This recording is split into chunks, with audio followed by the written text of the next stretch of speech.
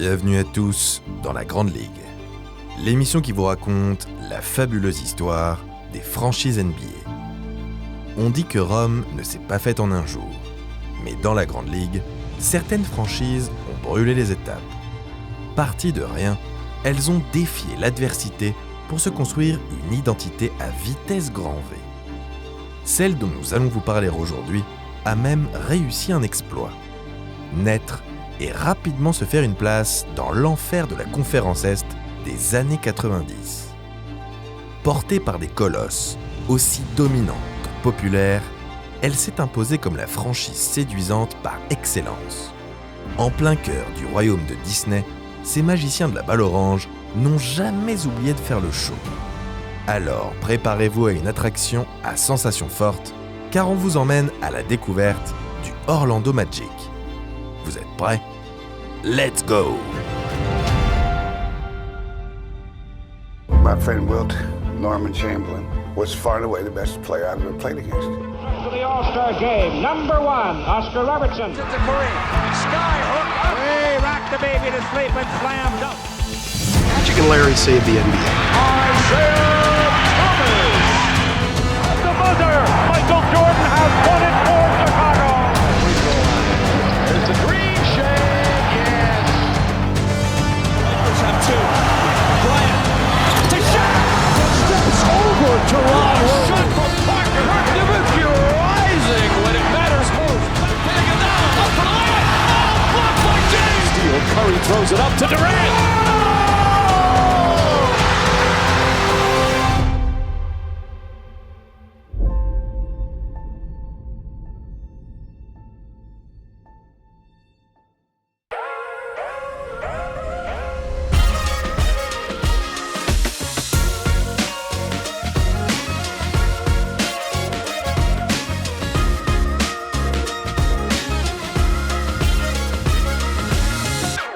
Ah, Orlando. The Beautiful City, connu pour son soleil, son dynamisme et surtout ses parcs d'attractions. SeaWorld, Universal Studios et le plus célèbre de tous, Disney World. Bref, le paradis du divertissement de la côte Est. C'est aussi une ville extrêmement attractive. Entre les années 50 et 80, sa population a même été multipliée par 3. Certains diront qu'Orlando n'est que la banlieue de Disney World, mais les locaux préfèrent louer sa douceur de vivre et sa fiscalité souple. Ce paradis urbain en plein cœur des terres floridiennes a tout de la cible parfaite pour une franchise NBA. Et ça tombe bien. À la fin des années 80, la Grande Ligue cherche à s'étendre. En constatant le succès de la franchise installée à Miami, mais aussi celui des Miami Dolphins et des Tampa Bay Buccaneers en NFL, David Stern comprend parfaitement que la Floride est un Eldorado du sport professionnel. Mais au lieu d'aller concurrencer les stars casquées du foot US à Tampa Bay, pourquoi ne pas aller partager la lumière avec la star d'Orlando, Mickey Mouse?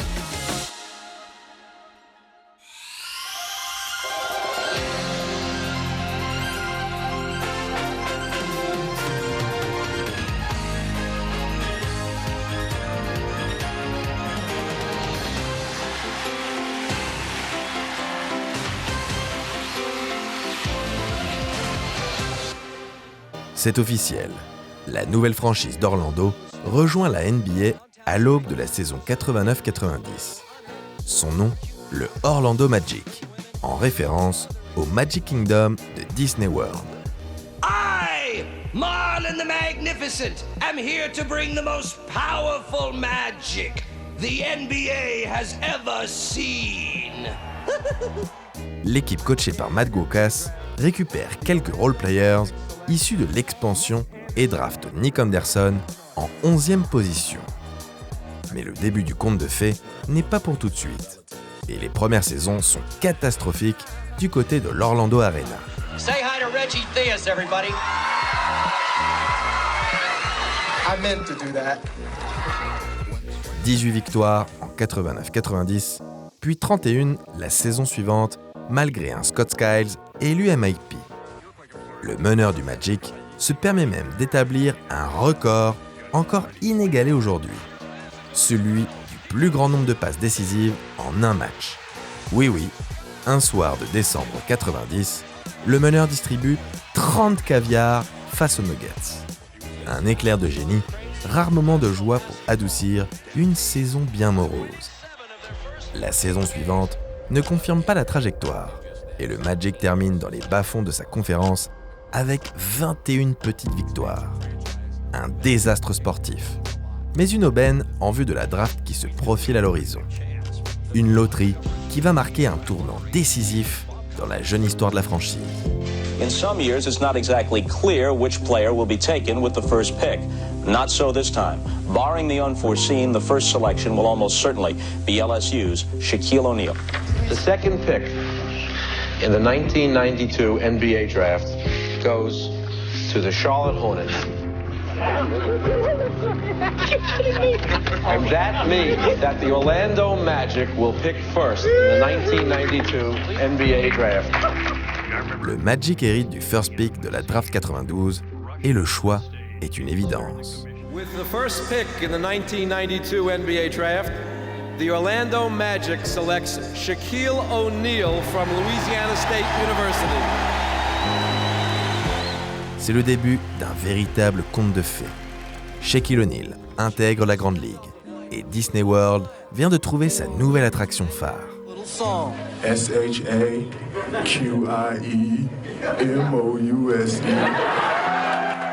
On n'avait plus vu un tel phénomène sportif et médiatique depuis Michael Jordan et Magic Johnson. Dr. J passed it to myself.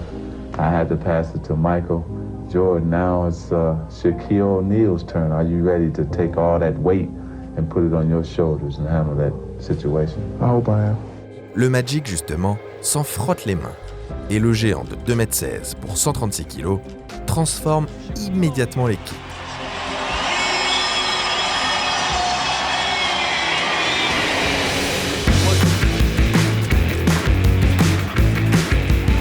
You don't have to be a Phi Beta Kappa to figure out that Shaq will probably be the Rookie of the Year this year. Of all the rookies that I have interviewed the last couple of years, Shaquille is one who is not in awe of the NBA. He is really one fun guy to be around. This guy, make no mistake about it, is going to be a force in this league. Shaq est, sans surprise, élu Rookie de l'année et s'installe déjà dans le top 10 des 4 catégories statistiques. Sa popularité est telle qu'il est le premier rookie depuis His Ernest à être starter au All-Star Game. New York, New York. Résultat des courses, Orlando termine la saison régulière aux portes des playoffs, avec un bilan équilibré. 41 victoires et 41 défaites. Grâce à ce prodige colossal, les fans peuvent enfin rêver de meilleurs lendemains.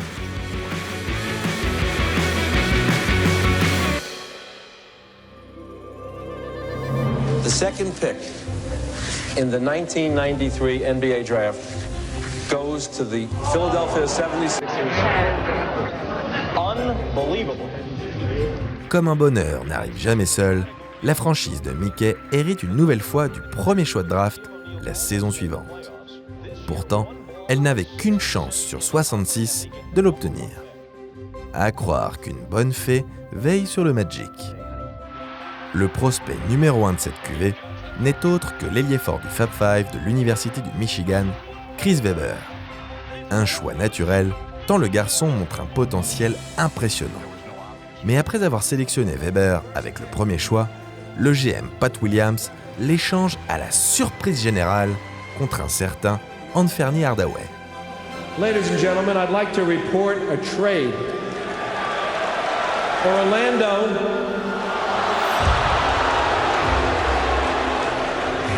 has traded the draft rights to Chris Webber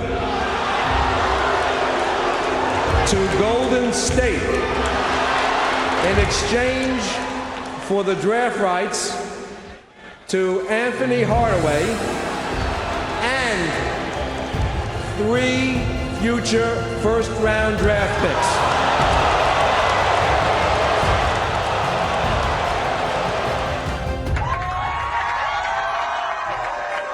C'est Shaquille O'Neal lui-même qui a réclamé la venue du meneur.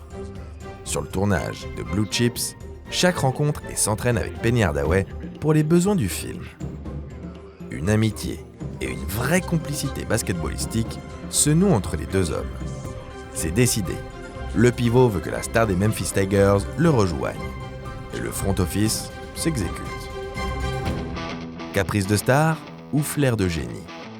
Ce qui est sûr, c'est que les premiers pas de Penny Hardaway en Floride mettent tout le monde d'accord. He's introverted, I'm extroverted. We're like the yin and the yang, opposites attract.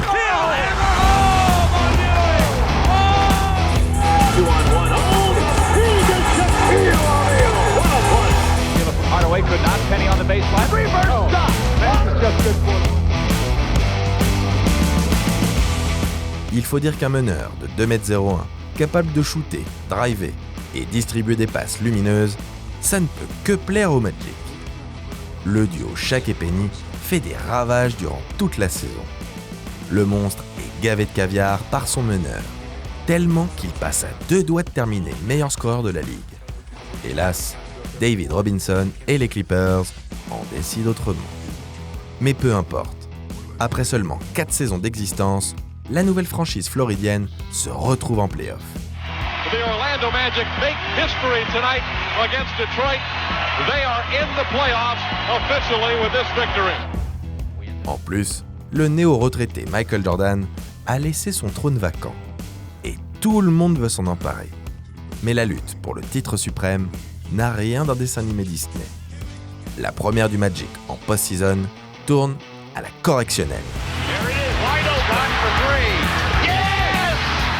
Un sweep cinglant administré par des Pacers impitoyables.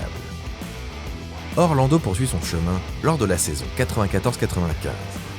L'expérimenté Horace Grant intègre le roster et l'équipe continue de briller grâce à sa superstar planétaire.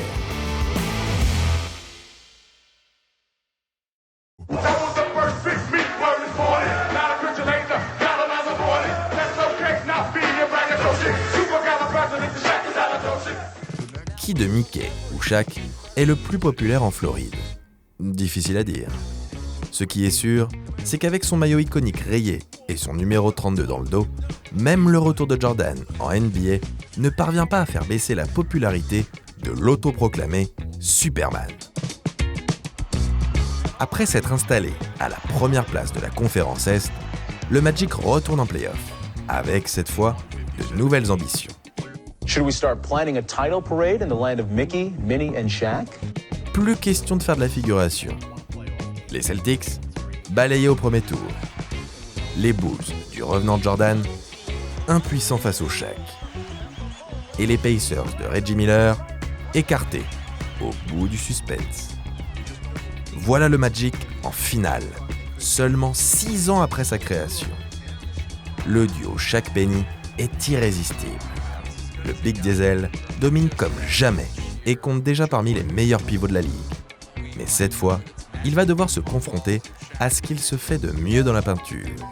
Hakeem the Dream Olajuwon.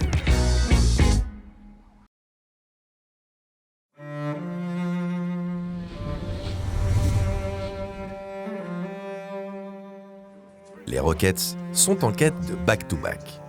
Il ne faudra leur faire aucun cadeau. Malheureusement, lors du Game 1, dans un élan de générosité très malvenu, Nick Anderson réalise l'impensable. Il reste 10 secondes à jouer. Orlando mène 110-107 lorsque Nick obtient 2 lancers francs. Le premier, trop court. Le deuxième aussi. Par miracle, le maladroit récupère le rebond et retourne sur la ligne. Mais le mal est fait. Il a déjà complètement craqué mentalement. Il rate également les 2 lancers suivants. Et le voilà affublé d'un surnom qui le suivra toute sa vie. Nick the Brick.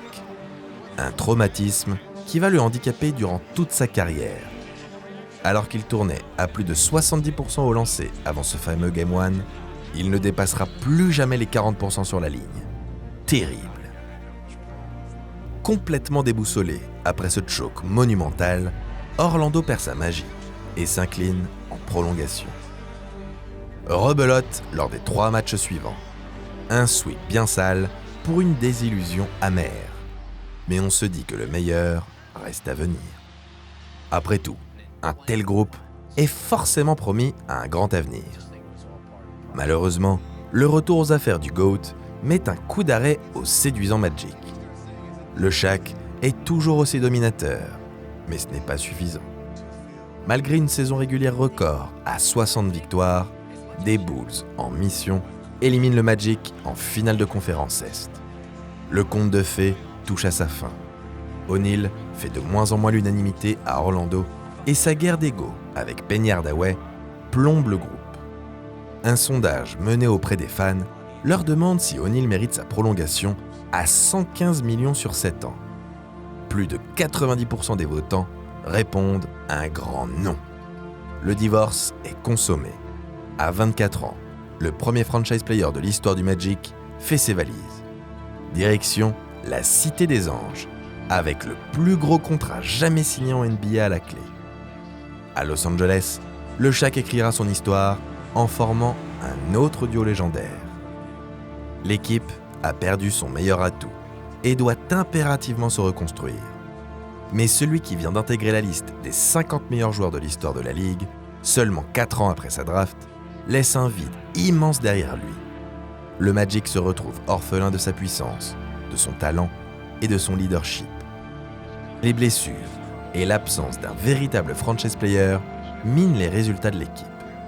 Quand elle atteint difficilement les playoffs, la franchise d'Orlando s'incline au premier tour.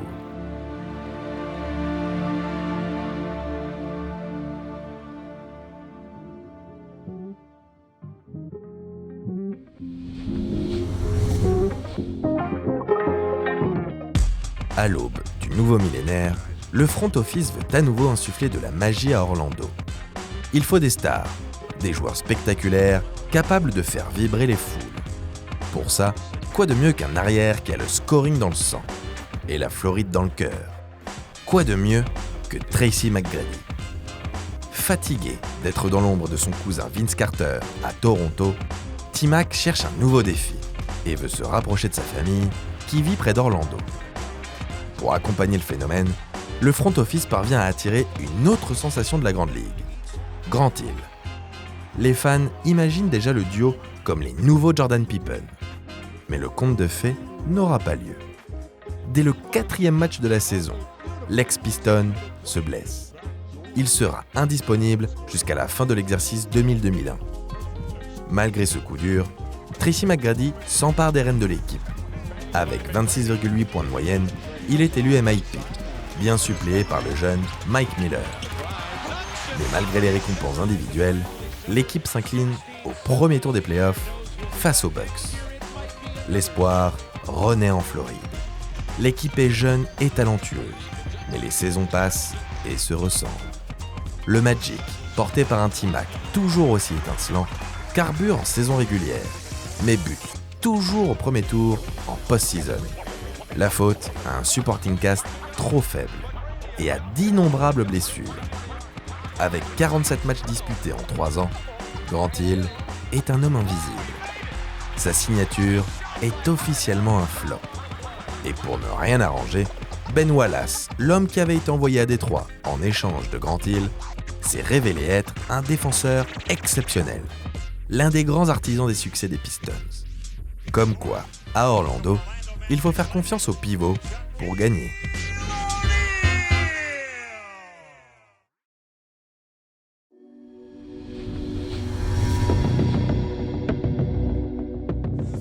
Après une saison 2003-2004 catastrophique, le Magic obtient le premier choix de la draft, dont le prospect numéro 1 est un poste 5 aux larges épaules.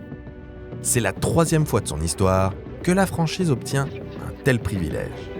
Jusque-là, ça leur a toujours réussi. Orlando jette son dévolu sur un monstre physique qui arrive directement du lycée. With the first pick in the 2004 NBA Draft, the Orlando Magic select Dwight Howard from Southwest Christian Academy. À ce moment-là, personne ne mesure le rôle que ce garçon va jouer dans le renouveau de la franchise de Mickey. Le timing de Dwight Howard est parfait. Fatigué de scorer dans une équipe incapable de gagner, Tracy McGrady force son transfert vers Houston le même été. Lors de la saison précédente, il termine meilleur marqueur de la ligue, mais ne décroche que 21 victoires pour 61 défaites. Pour le front office, le constat est clair. C'est l'heure d'abandonner le tout pour l'attaque et de trouver des joueurs capables de défendre. Et ça sera Santi Mac. L'arrière, aux yeux globuleux, laissera des highlights à l'appel, dont les 62 points plantés le 10 mars 2004 dans la chaleur du TD Whitehouse Center.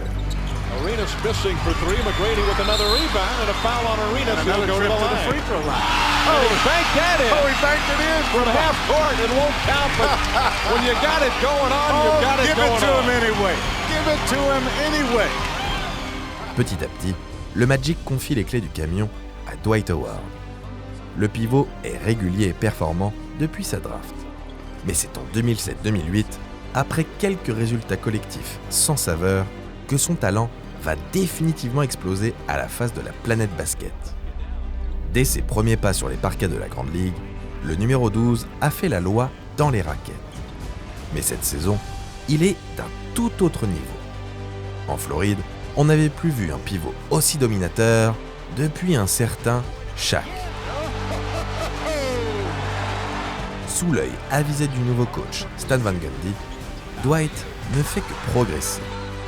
Sa complémentarité avec les shooters Rashard Lewis et Hidayet Turkoglu, élu MIP cette année-là, fait des merveilles. Howard termine meilleur rebondeur de la ligue et surtout, il ramène le Magic en play-off grâce à un bilan de 52 victoires pour 30 défaites. Cerise sur le gâteau, l'équipe franchit enfin un tour en post-season.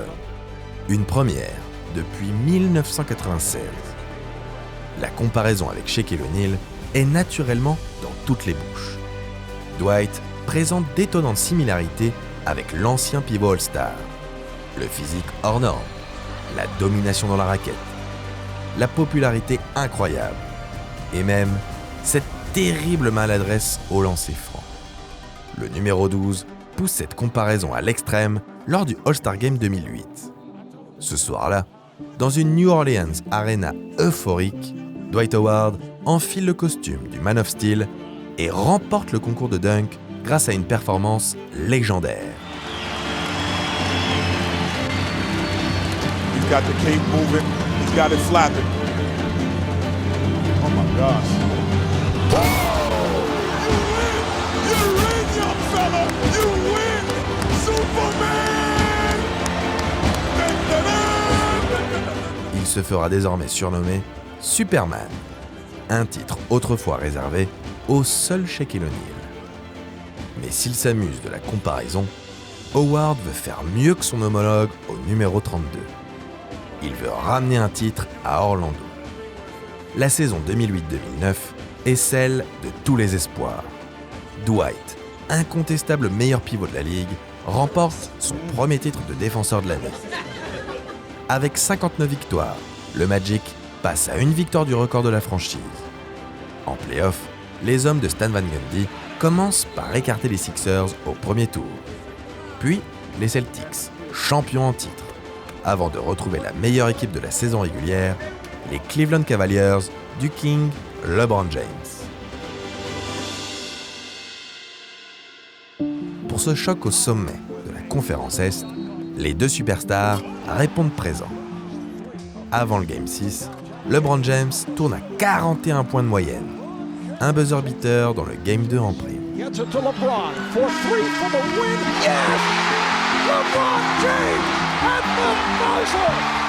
Mais la franchise floridienne ne se laisse pas abattre. Elle peut compter sur un jeu parfaitement huilé, une domination constante du pivot All-Star et des espaces ouverts derrière l'arc pour les snipers de l'équipe. Résultat, le Magic prend l'avantage dans la série, 3-2, avant un Game 6 de légende à l'Amway Arena. Ce 30 mai 2009, Dwight Howard prouve qu'il est un joueur exceptionnel, de ceux qui marquent l'histoire. En mission, il étale toute sa palette technique et sa puissance.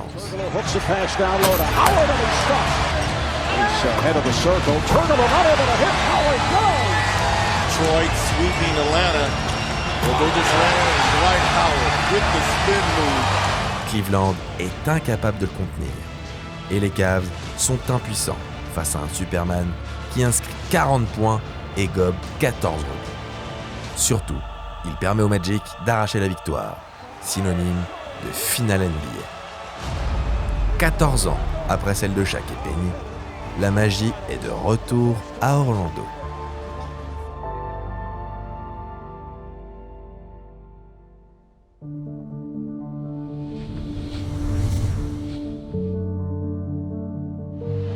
On s'en souvient, la jeune équipe coachée par Brian Hill en 1995 n'avait pas fait le poids face aux Rockets de Olajuwon. Cette fois, les hommes de Stan Van Gundy veulent mieux faire face aux Lakers d'un Kobe Bryant en mission. Malheureusement, la marche est encore une fois trop haute. Le Black Mamba est tout simplement inarrêtable. Le Magic ne trouve pas la formule pour arrêter la machine Purple and Gold et s'incline de nouveau en finale. Maigre consolation, la petite victoire lors du Game 3 leur permet de sauver l'honneur. C'est la première et la seule de la franchise en finale NBA. L'échec est amer, mais comme 14 ans auparavant, tous les espoirs sont permis pour la suite. Le Magic et ses fans ne se laissent pas abattre.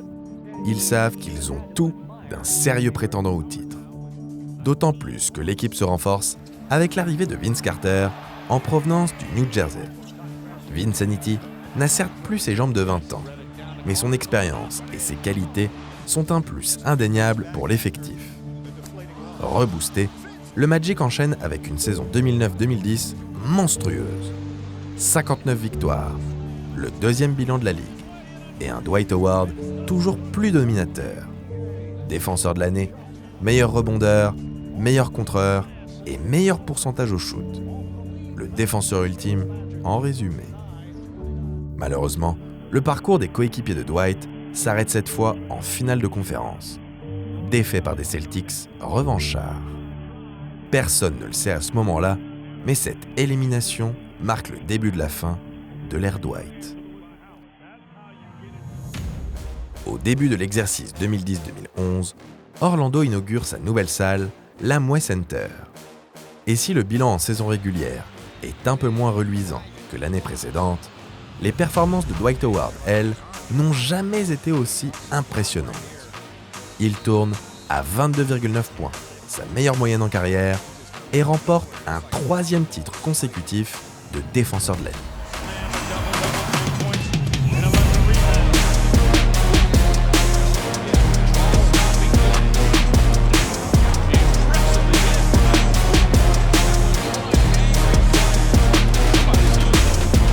Des performances qui le placent 2e au classement du MVP, éclipsé hélas par la saison stratosphérique de la comète d'Eric Rose. Mais en post-season, Orlando se fait surprendre dès le premier tour face aux Hawks.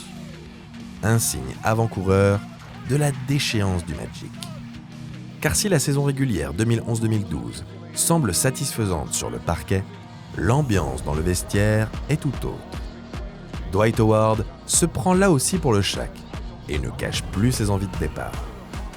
Pour ne rien arranger, D12 se blesse au dos et regarde l'élimination du Magic face aux Pacers depuis les tribunes. C'était la saison de trop. Pendant l'été, Stan Van Gundy est remercié et la parenthèse enchantée du Magic et de Dwight se referme.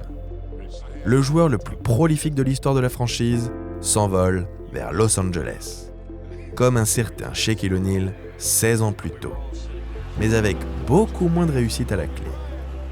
Malgré une séparation abrupte, Superman laisse à Orlando le souvenir d'un joueur extraordinaire. Son départ va laisser un grand vide dans la raquette et dans le cœur des fans.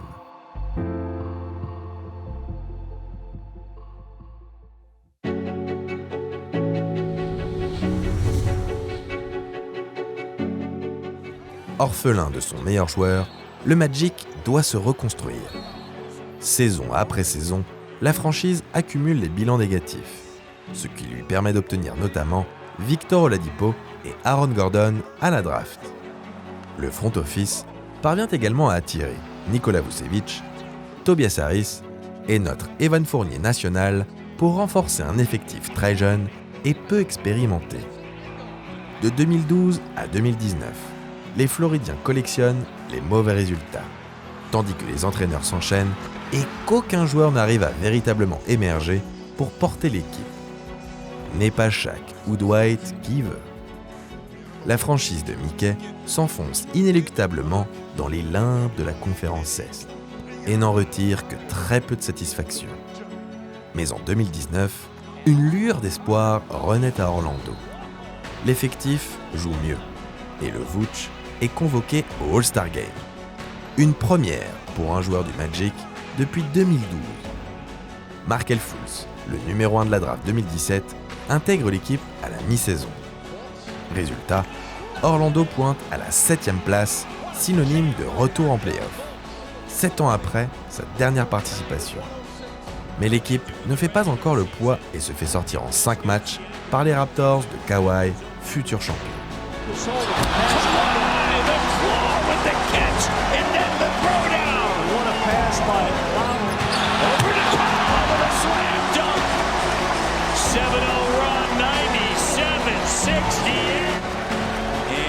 Going to do it, the Toronto Raptors for the first time in franchise history. La saison suivante, dans la bulle d'Orlando, c'est à peu de choses près la même histoire.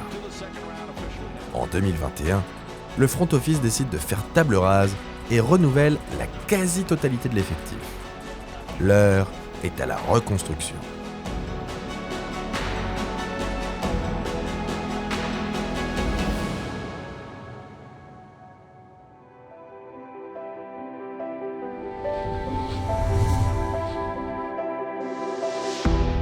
Orlando cherche la pépite qui pourra ramener un peu de magie au sein de la franchise. Avec le premier choix de la draft 2022, le front office jette son dévolu sur Paolo Banchero. Un joueur aussi spectaculaire que prometteur. L'ailier fort porte en lui tous les espoirs des fans floridiens. Sera-t-il le nouveau Superman ? À l'heure où nous écrivons ces lignes, il est beaucoup trop tôt pour le dire. Mais ce qui est sûr, c'est que le bondissant italo-américain a soigné son entrée dans la Grande Ligue. Pour son premier match, il inscrit 27 points, prend 9 rebonds et distribue 7 passes décisives. Du jamais vu pour un premier match professionnel depuis un certain LeBron James.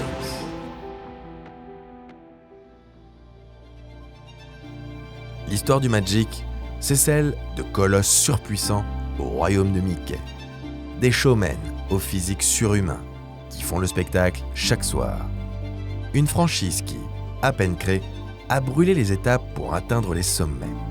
Ou presque. Car en NBA, la dernière marche est toujours la plus haute. Malgré son jeune âge, Orlando l'a appris à ses dépens. Être un Magic, c'est ça. Dominer dans la raquette et écraser ses adversaires sans jamais oublier de faire le show. Vibrer au rythme des dunks et des rebonds. Jouer dur dans la raquette et tout donner en défense. Être capable du meilleur comme du pire. Malgré des aventures mémorables en play-off, le Magic n'a pas encore eu droit à la fin heureuse qu'il mérite. La pression était trop grande. Mais même sans titre, les fans d'Orlando restent fidèles au poste. Tant qu'il y aura des premiers choix de draft sur le parquet, prêts à s'envoler pour claquer les dunks les plus incroyables, la magie fera effet. Et avec elle, l'espoir de lendemain qui change.